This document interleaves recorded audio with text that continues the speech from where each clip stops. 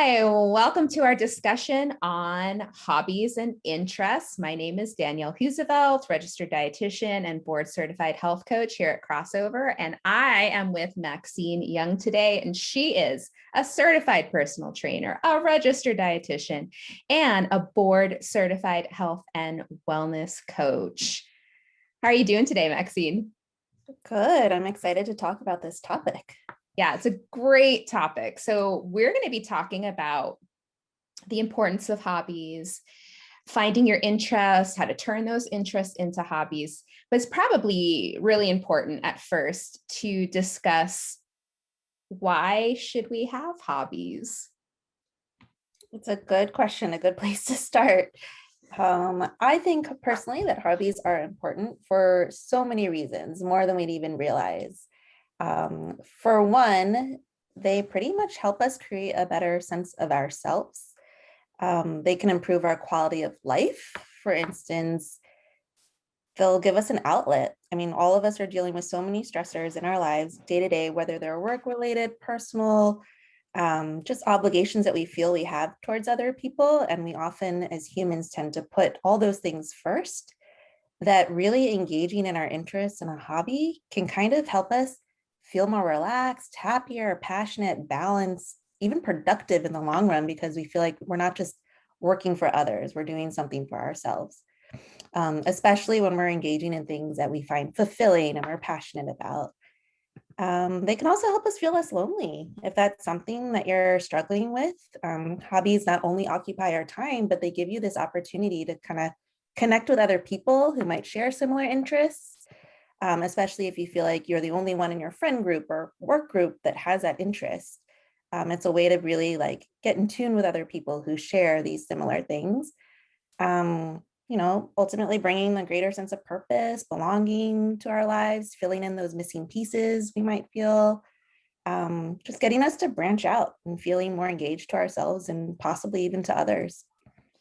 Yeah, so it seems like there's a lot of benefits to having a hobby. One thing that you called out that really resonates with me is doing something for yourself. So I think you're right. We tend to put everybody and everyone else's needs in front of our own, and having something that's sort of just for you can be really fulfilling. Mm-hmm. Mm-hmm. Very fulfilling. Yeah. So I heard a little bit about some of your unique hobbies, things like beekeeping, pastry making, running. Tell me a little bit about personally, what are some of the benefits that you saw from pursuing, one or more of those hobbies?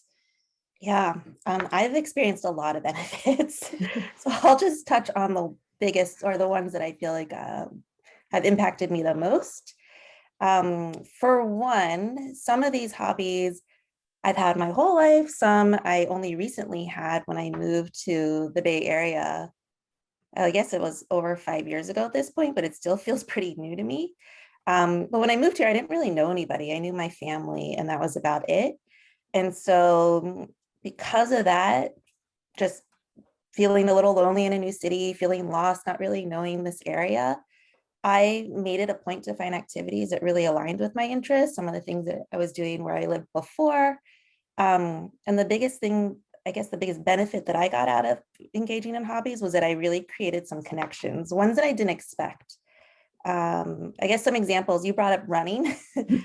I was a big runner before I moved to this area, and I made it a point to sign up for a half marathon and found this local running group that was really close to where I lived, happened to be there. They had a weekly schedule where you could join as many of the training runs as you wanted. And I found that in that experience, I made instant friends, mainly because you're with people, you're doing these really grueling long runs, you're sweating, you're kind of at your worst physically at that point.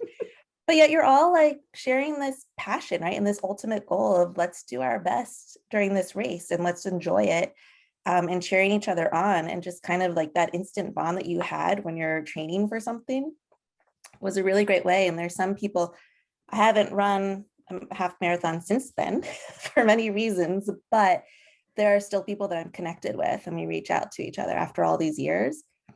What else So did you mention? Oh, yeah, go there's ahead. there's that piece about the kind of the shared experience, and forming connections that even if you move away from that hobby or activity can really, you know, those connections don't end, right? These are people that you're connected with for a while. I sort of had a similar situation to you. I moved out to the Bay Area. I didn't really know anyone.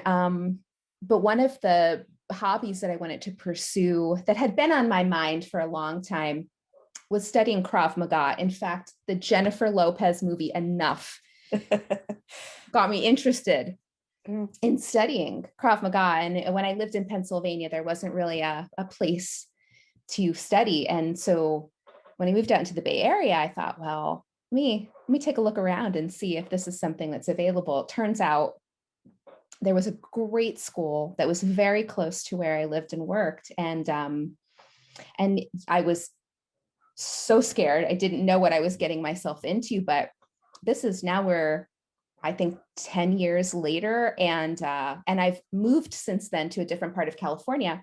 But now I've started taking it again because with the pandemic, they started offering virtual classes. So it's so fun. I get to see all of the friends that I used to train with. And yeah, those connections, even after I had stopped training for a period, those connections didn't go away. I still had those, you know, those friends and acquaintances for when we used to train.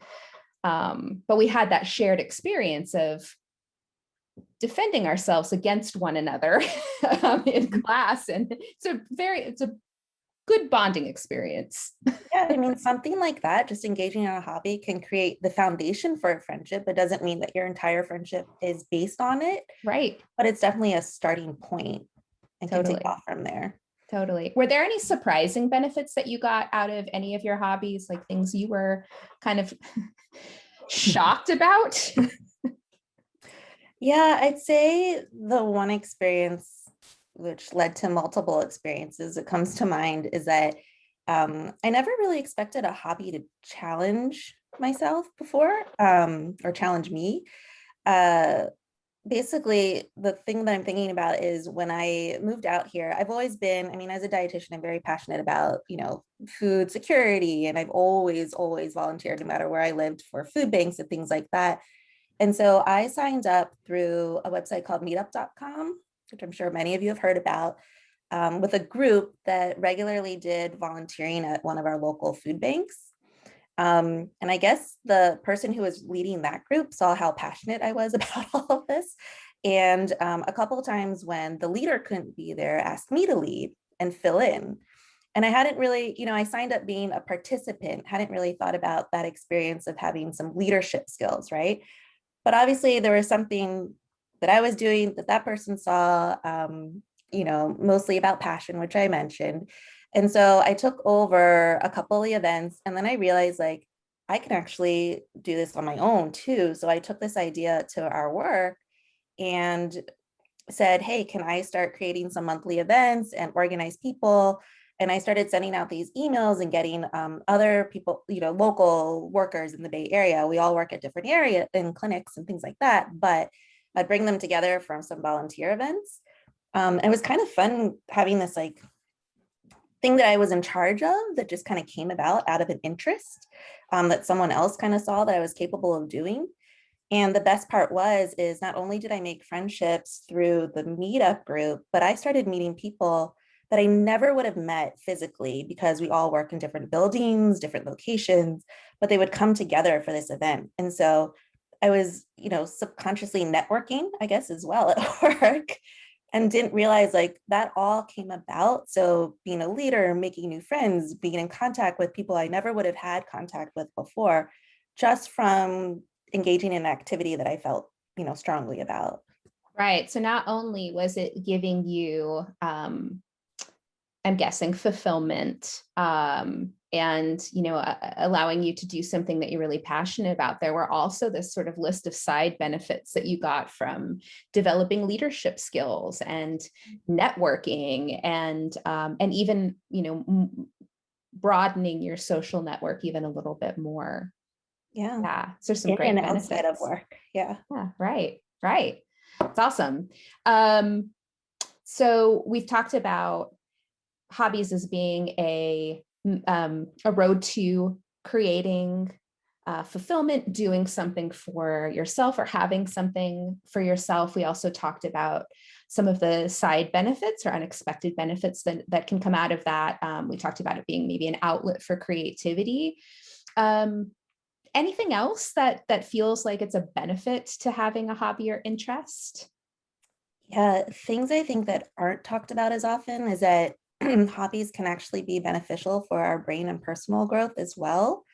If we look at research, it's kind of interesting where sometimes whether or not you were interested in an activity before, if it's something new, it is ultimately stimulating our minds, stimulating our bodies, and giving us new knowledge, giving us different perspectives on things, which can increase our confidence, our self-esteem. So there's a lot of brain power, I guess we could put it, that comes along with engaging in hobbies. And examples are, let's say you like art and you want to learn how to paint or do something like that. you know Maybe in your mind your goal is, well, I just want to learn how to paint a landscape or something like that, but actually all of those skills that you're using can actually not just foster your creative growth, but actually sharpen your memory skills, your critical thinking skills, your way of conceptualizing things.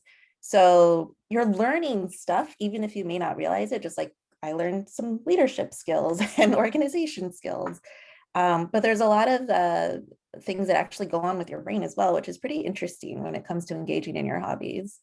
It really is. I remember reading some information about when you're approaching something with a beginner's mind. So when you're just really starting to learn how to do something, the amount of neuron development within the brain, that's just overall beneficial for brain health.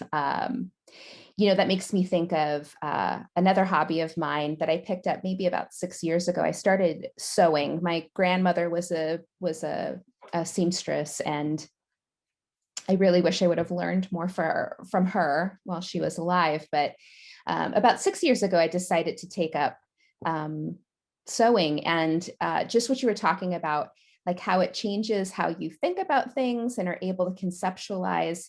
When you think about putting a garment together, I sew clothes, and mostly for me, all selfish to talk about. to And talk not about taking something orders for right now. yeah, not taking talk about something for just you, totally selfish sewer. But understanding how a garment is put together, and the fact that you sort of have to think about everything in backwards. So in order for it to show up looking the way you want it to on the outside, when you're putting it together, you have to think about it in a certain way in terms of garment construction. And at the beginning of it, I wasn't very good showing off those there were a lot of things that went on the scrap pile, let's just put that way. But the more you practice and the more you start to think about how to conceptualize how to put garments together, then kind of the better I got. But there's always more skills to learn, which is also a very cool part. And I like that there's an added benefit to my brain health, that all of that learning is developing new neurons. And that's what I was kind of saying too about how it can oh gosh, I just blanked for a second, but build that confidence, that self-esteem too, right? Like you said, there were a lot of things that you threw in the scrap pile in the beginning, but as you started to feel more comfortable in learning these skills, you're now like wearing all of your clothes, you're promoting them, you're showing them off and showing your hard work off and stuff like that too. Right. It's nice. And it's if creativity is something that drives you, having a creative outlet, whether it be sewing or painting or knitting or, whatever, or cooking, right? Just having that creative outlet can be so, confidence building and empowering. And it can be really helpful. And again, you're also getting some great benefits to the brain. I think physically, another thing that's important to mention is that we touched on this lightly where, you're balancing your life out a little bit more with hobbies, but they can actually promote or help you manage stress too, right? Help you feel a little more balanced.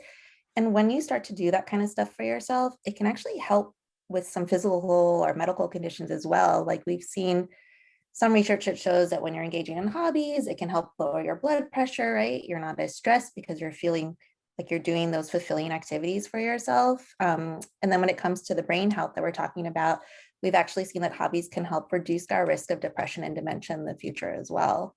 So there's so many benefits out there that we just don't even think about. It's not just having fun, which is maybe the best part of them, but we get all these added benefits as well. Absolutely. The mindfulness also that might come with performing certain hobbies, whether that's like woodworking or running, or the methodical cooking, or in my case sewing. It's so mindful. You have to really be in the moment with what you're doing, and so that can definitely help cut back on maybe some, if thoughts are causing you anxiety or stress, that mindfulness or bringing yourself into the moment with a hobby can be really helpful. Even like coloring, right? It can be, it's creative, it's mindful. So yeah, definitely some great physical and mental benefits to hobbies. So how does somebody get started? Yeah, that can feel hard sometimes. I'd say the number or the first step is going to be get in tune with what you find interesting. And that can be absolutely anything, anything that you enjoy, maybe you've been curious about and have never had access to, like you mentioned, Krav Maga, anything that you just want to try doing. Yeah, so scanning what you might be interested in. But what if interests aren't obvious to somebody? Yeah. So, maybe they're finding it hard to figure out what they're really interested in. Any tips there? There's a few questions that I'll encourage people to ask themselves. Um, Maybe this one's a bit obvious, but the first one would just be, what brings you joy? What do you actually like to do for fun? Or what do you think could be fun? I think I mentioned, what are you curious about? If there's any topics that you've wanted to explore. Um, think about your strengths too. Like, what are you good at? Yeah. And sometimes you can, once you start realizing like, hey, these are my strengths, this is what I'm good at, that might lead you into thinking like, oh, this is an activity I could actually like, foster or grow myself with. Um, and then I love this question too, is think back, because like we already mentioned, as adults, we're already overwhelmed with so many obligations Yep. that sometimes we lose connections to ourselves. So I always like to say, like, think back to when you were a kid, when we did have as many responsibilities, hopefully, and think about like, what did you like doing in the past that maybe you're not doing now? Most likely, most of us as a kids had like our favorite toy or activity or something creative or a sport or something like that that we used to take part in, that we've kind of let go because we prioritize other parts of our lives. And a lot of times, re-engaging in those activities, because our interests don't necessarily go away if we were doing them a lot when we were children. And it doesn't have to be super young, when you're a child, but any part in your like life before now, basically. Right. So really thinking about what you might have been interested in at some point in your life. Like I know when I was a kid, I was an avid reader. I still am. So that's something that I definitely, incorporate as I guess you can call it a hobby, but being an avid reader. I also loved acting and singing as a kid. And so there have been times in my life where I've been able to actually do that, like join community theater and actually be able to perform. But if that opportunity isn't there, I do find with sewing as sort of being that creative outlet, because I'm, essentially creating costumes, which is brings me a lot of joy. So, so yeah, great advice. Like think about in your life, what were you into and what might you want to get back into that you used to pursue? And you can also think about, what things draw your interest now. Like, what types of books are you reading at this point in your life? What shows do you like watching? Are they mysteries versus sci-fi versus reality TV? Who knows? What podcasts are you listening to? What are the topics of conversations you're having at work, just randomly with people that don't have to do with work necessarily, but anything that you realize like that keeps coming up in your life as well could be a good place to start. Yeah, that's a great piece of advice. What about those folks that think hobbies are things that only retired people do, like little old ladies knitting or going out and playing golf? Like, what would you say to those folks? Yeah. I guess sometimes when we think of hobbies, that does come to mind. Maybe it's the way it's being portrayed in media or something like that. But I would say a hobby can come from almost any interest. Mhm. They don't have to revolve around those things that we're hearing about a lot. It does, I think probably the most common categories we hear are going to be sports or arts or something like that. Yeah. But, I'll just throw out a few examples there. If you like puzzles or trivia or something like that, you watch Jeopardy, which has come up a lot recently.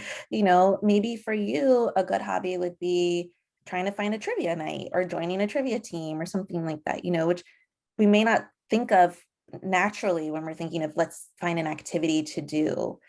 Um, I work with, we work with food, we're dietitians, but I work with a lot of people who say they love food, which is a great thing.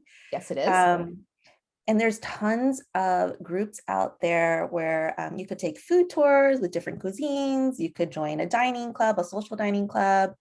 Just activities like that aren't, just obvious, but there's Right. tons of things to try out. I keep Even going with examples, but good one. right. Well, even like even looking at gardening, if you're into food, you might want to try growing your own. I don't. I just want to eat the food, but I'm sure there are people that may enjoy gardening. And then, you can use that to find other people with similar interests if that's something that appeals to you, like finding a local gardening club or going to your, kind of local gardening place where they might Mhm. be having classes. And right now during the pandemic, even leveraging social media, I mean, I have to say with sewing, that's a huge outlet for me, because the places where I'm getting patterns and fabric, they have uh, Facebook groups, and so it's really helpful to connect with other people that maybe I'm never going to meet physically, but you kind of get to know some of the people in the groups, and Mhm. even sort of showing a garment that did not go your way and saying like, what do I do with this? It's way too big here. And having people offer some suggestions on like, how you can do it next time to improve. It's just social media, I think, can also help in this way, especially right now where physical meetings are not as prevalent. Allowed, yes. You're Yep. actually reminding me of something that came up over this summer, which probably most of us are aware of, but all the protests, all the social injustices that are happening Mhm. right now in the world, which have always been happening, but thanks to social media and news outlets, right? Those have, I guess, people's awareness have been increased, which I think is a great thing. And so another idea that might not be as obvious, if you were or starting to become more passionate about public policy or social justices, joining like an online activist group or finding things like that to connect with, those can be considered hobbies too. Whether you're protesting with people through social media, online, doing good in that way, or when the time is allowed to be more involved physically in person. Right. But yeah, I mean, pretty Right. much nowadays on social media, you can find any interest there. You Yeah. definitely can. And, you might need to weed through some of them to find the right and most helpful area for you, but it can definitely be an outlet. One misconception that I often hear about with interests or hobbies, especially for those of us who might be perfectionists, we think we need to be like perfect at the hobby like, right away or ever. Like we were striving for perfection, right? Any thoughts on that? On like maybe how to reduce that? Yeah, just tell yourself that's not true. You don't. I mean, take your story on sewing, right? You said that there were so many things that you threw into the scrap pile in the beginning, but you didn't give up. There was still some value you were getting out of it. And so if you enjoy something, and maybe even if you're not great at it, you might even find that more challenging. Another reason to keep pursuing the hobby. I would say as long as you enjoy something, it's worth doing. Um, I've also heard from, unfortunately, I would say I've heard that, and maybe this comes from, different generations, different cultures, different areas, but that hobbies can be a waste of a time because you're not necessarily being productive. So let's say if someone knew that you're making those clothes and you were just wasting material, throwing them out, what's the point, right? You're not doing anything good for anybody.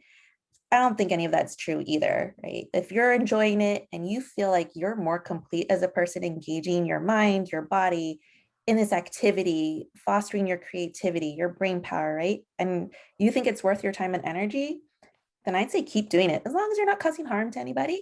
Like just Right. just go with what you like. Like that's one of the most important things I'd say with just overall health and wellness in general is do stuff that makes you feel good and happy and balanced.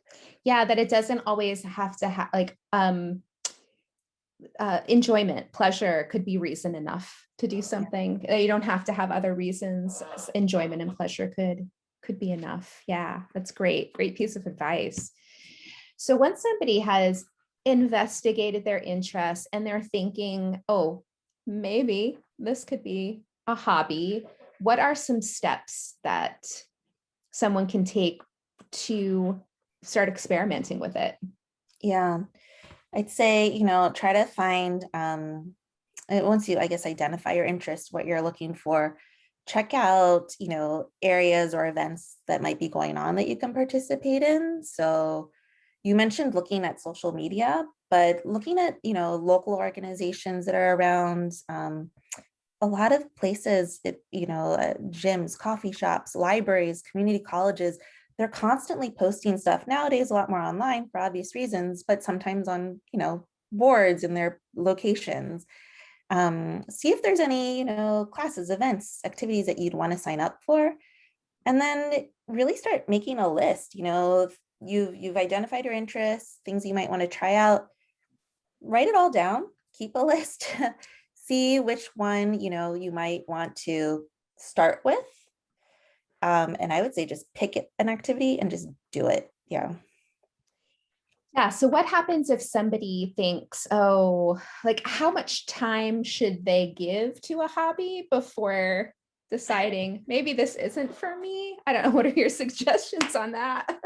That can be tricky because there could be a lot of reasons why, you're holding yourself back.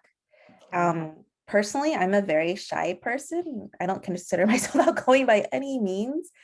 Um, but there's a lot of things I'm interested in. And so maybe my first time going to an event where I don't know anybody, they're all brand new to me, or this activity is new to me too, I might be a little bit more self-conscious. I might be a little more reserved.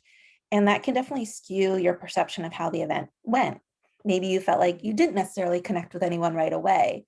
But if there was something that you got out of it, even just a little bit, I would say go again, try it again, because you'll start to feel more comfortable. If you really, really, really didn't enjoy yourself, it's okay to let it go.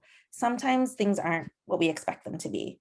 It doesn't mean that your interest isn't valid, but maybe it was the wrong activity for that interest. Mhm. Um, but I would usually recommend give it more than one shot just because, we know first impressions aren't always the right impressions. And that applies to this situation as well. Yeah. Yeah. Great point. Yeah. I mean, giving it a couple tries. And then if you legitimately are not interested in it, Okay. And I think that's a great time to sort of debrief on why you are not necessarily interested, or what were you hoping to get out of it, and what other activities on your list that you made might help you sort of fill, what it is that you're hoping to get out of a hobby. If you didn't like it, I definitely encourage reflecting on why, because Mhm. that in itself can help identify what activity you might want to try next, or what interest. Or maybe this is an interest you just want to keep to yourself, right? And not have it Right. where it's engaging with other people. Right. Absolutely. Yeah, I think we were talking about food, and we like to eat food. And I thought maybe because I like food, I would love to garden. And I like the idea of like nurturing something and like growing, and me just going out. I had this vision of myself just going out to the garden and picking the herbs. And I tried a couple times. It's just not my thing. I just not my thing. I find it, I'm not good at it. No, nor do I find it particularly enjoyable to be like digging in the dirt and researching when to plant what. So what I figured out was like cooking is a little bit more to my a more kind of creative food outlet. Like I like to find things that we enjoy in the restaurant, my husband and I, and then how can we recreate that at home? So that gave me the outlet I was looking for with food. So I like eating it, not so much growing it. Yeah. But I did give it a couple tries, and then I determined, oh yeah, maybe this isn't for me. Yeah. And I'll say this is where keeping an open mind is important, because me knowing you and that you love food and love going to farmers markets and always telling me like these new things that you're finding, trying new veggies, things like that, I would have assumed, if you had asked my advice, I'd say, hey, try gardening. But sometimes, that obvious first thought isn't the right one, which is why keeping an open mind, making that list and really brainstorming different ideas to try out is worthwhile. Yeah. And not getting discouraged with that, to recognize that, okay, I don't really like this, or I'm not really interested in this, is not like a reflection on your moral character, right? You can move on to something else, it's fine. And recognize, what, I didn't like that for these reasons. This is what I was hoping to get out of it. Let me see if there's something else that I can try. Yeah. Most of the time you don't know until you try. It's true. Yeah. That's definitely true. Yeah. Like, Um, so as we sort of come to the end of our conversation today, any last thoughts or takeaways that you would want people to know about? um, I would say, one thing we didn't touch on is we were talking about what are some stereotypical ideas of what hobbies are. And Right. so, a lot of times we think of, oh, we have to sign up for a class or a course. Those are some of the examples we mentioned, right? Like taking a tour. But they don't have to be expensive. You don't have to spend money on them necessarily. So if that is a concern and something that might be holding you back, maintaining your budget is really important. So, but maintaining, engaging in your interests is equally as important. But there's ways to kind of branch out, engage in activities that don't necessarily also cost anything or cost a lot. And so these are just things to think about, if there are barriers that you're thinking about in that sense, it's a good idea, to brainstorm, really do that research that we were talking about and see if there's, ways to still engage in your interests that aren't going to break your budget as well. But I'd say other than that, I think we covered most of the things today. Excellent. Yeah. Excellent. Um, would you like to summarize what we talked about today? So like, can you bullet out what are the most important things to think about here? Yeah. Start with thinking about your interest. Make a list. I encourage list making all the time. There's something about getting it out of your brain onto paper. And also you have it as a reference. You don't have to do it all over again later. Think about how your interests can transcribe into activities. Do that research we were talking about, around the community, online.